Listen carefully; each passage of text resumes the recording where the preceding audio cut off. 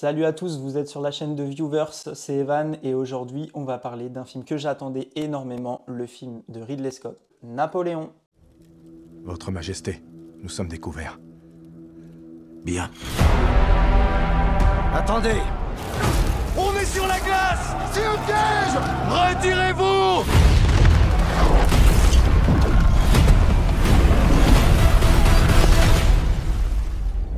Je ne suis pas fait comme les autres hommes. Alors, qu'est-ce que j'ai pensé de Napoléon? Globalement, je suis conquis. Il y a une patine de film épique. Il faut avoir en tête quelque chose. Pour certains d'entre vous, peut-être vous ne le saviez pas, mais une version longue devrait exister normalement de la part de Ridley Scott. Une version qui dure plus de 4 heures. Quand on sait ça, on sait très bien que c'est très difficile de condenser toute l'histoire de Napoléon dans une version courte, c'est-à-dire une version qui dure entre 2 heures et 2 heures et demie. Déjà, quand on a ça à l'esprit, on n'a pas la même vision des choses. On est déjà conditionné à accepter un peu plus de choses. Je voulais vous dire que j'ai été vraiment conquis par les bandes annonces. Toutes les bandes annonces que j'ai vues, tout de suite donné envie de voir le film. Et il y avait une notion d'histoire très épique que Ridley Scott allait donner au film.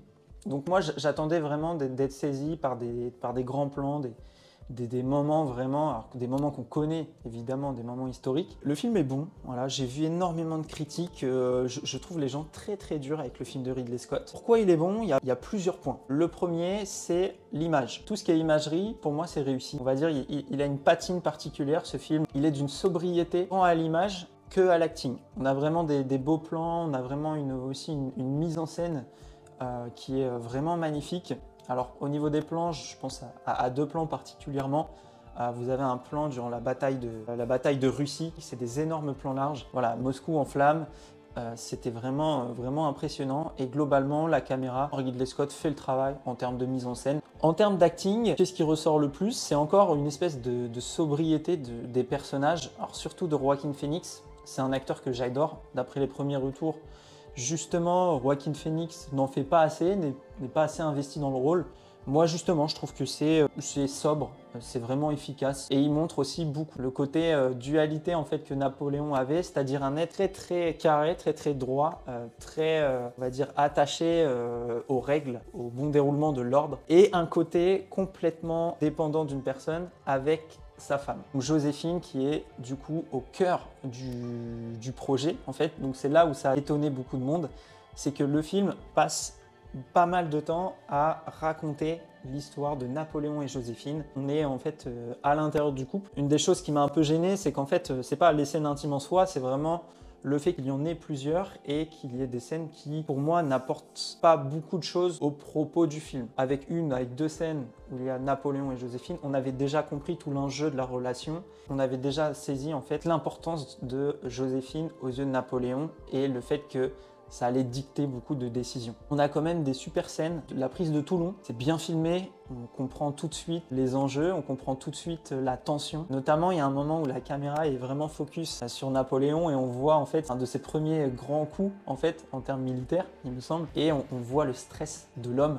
Ça va casser en fait le mythe d'un Napoléon qui est invincible, qui ne doute jamais. Il y a quand même beaucoup de subtilité, je trouve, dans le film. C'est un film qui, pour moi, est réussi quand on a en tête, en fait, le fait qu'une version longue existe et le fait qu'on a assisté à la version cinéma, on va dire grand public. Très content de voir des films de la sorte, des films qui racontent l'histoire de la France. Donc voilà, moi j'ai apprécié Napoléon. Allez le voir, c'est important. Faites-vous vos propres avis. Vous ne laissez pas influencer par l'avis de plein de personnes qui sont déçues, parce qu'en fait, ils sont déçus parce que ça parle de Napoléon en 2 heures et c'est globalement impossible de tout évoquer. Le film a pris un risque en prenant un angle assez original, la relation avec sa femme Joséphine. Pourquoi pas? S'il n'avait pas pris ce risque-là, peut-être qu'on lui aurait dit voilà, encore un film trop classique qui évoque que les batailles. Donc moi ça me gêne pas, j'attends énormément la version longue pour là voir si on va me parler vraiment de l'entièreté quasiment de Napoléon, de l'entièreté de ses batailles et aussi également du côté militaire et du côté législatif qu'il a laissé à la France. En attendant, Napoléon, ça reste un super film. Très bon casting, un très bon réalisateur. Foncez, et puis moi, j'attaque tout de suite la partie points positifs avec spoiler. Alors, les points positifs. Déjà d'entrée, je tiens à vous parler d'une chose. les libertés historiques que Ridley Scott aurait pris concernant Napoléon. Donc j'ai fait mes petites recherches, on travaille quand même, on essaye en tout cas.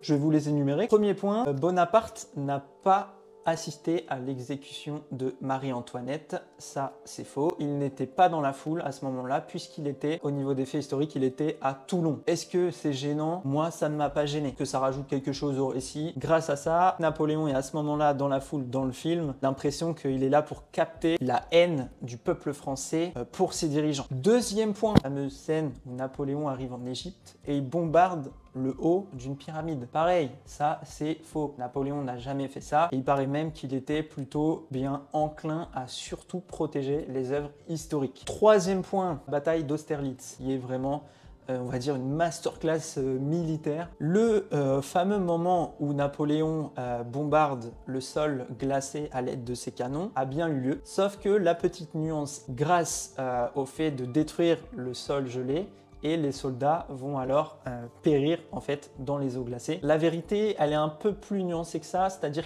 qu'en fait, dans la réalité, d'après ce qu'on nous dit, c'est plutôt quelques soldats qui ont été tués en fait grâce à cette méthode. Voilà, c'était le bataillon en fuite, donc c'était les derniers soldats qui fuyaient les combats, mais ça a bien eu lieu. Voilà, donc le film romance un peu ce côté-là. Moi, ça m'a pas du tout gêné, au contraire, j'ai la scène assez impressionnante, très bien tournée, notamment avec cette contre-plongée dans l'eau. On voit la date de la mort de Joséphine. Dans le film de Ridley Scott, Joséphine meurt le 1er mars 1815 et la réalité, c'est que Joséphine, elle meurt en 1814. Ça ne change pas vraiment l'histoire qui est en fond, mais c'est important de préciser, c'est un très bon film, tout en ayant à l'esprit que des choses qui manquent, la version longue va sans doute les apporter. Des batailles qui sont pour moi très réussies. J'ai adoré le siège de Toulon, voilà, la bataille contre les Anglais aussi à la fin. J'aurais aimé voir le côté stratège de Napoléon. Les 2h30 très vite. En termes d'acting, Joaquin Phoenix fait le travail. Sa femme, Joséphine, qui est interprétée par Vanessa Kirby. Un personnage très complexe en fait, à la fois amoureuse de Napoléon, le besoin quand même d'exister devant lui. Ces choses-là vont changer avec le temps et un peu se mettre en retrait. Et bien sûr, toute l'histoire qu'il y a eu à propos du fait qu'elle ne puisse pas avoir d'enfant. Voilà, j'ai trouvé ça très touchant, j'ai trouvé ça très bien amené. La scène du divorce, vraiment importante, vient clôturer toute la relation qu'on nous a présentée pendant 2 heures avant. C'était poignante parce qu'en fait, on voit tout simplement toute la complexité de leur relation. C'est tout pour moi. Pense à liker et à partager cette vidéo si cela t'a plu. N'hésite pas à me dire en commentaire ce que tu as pensé de Napoléon. Est-ce que toi, les libertés historiques qu'a pris le réalisateur, ça t'a gêné ou est-ce que tu as passé un bon moment? Est-ce que tu attends comme moi la version longue? Alors dis-moi tout ça en commentaire et puis on en débat ensemble. Salut, à bientôt.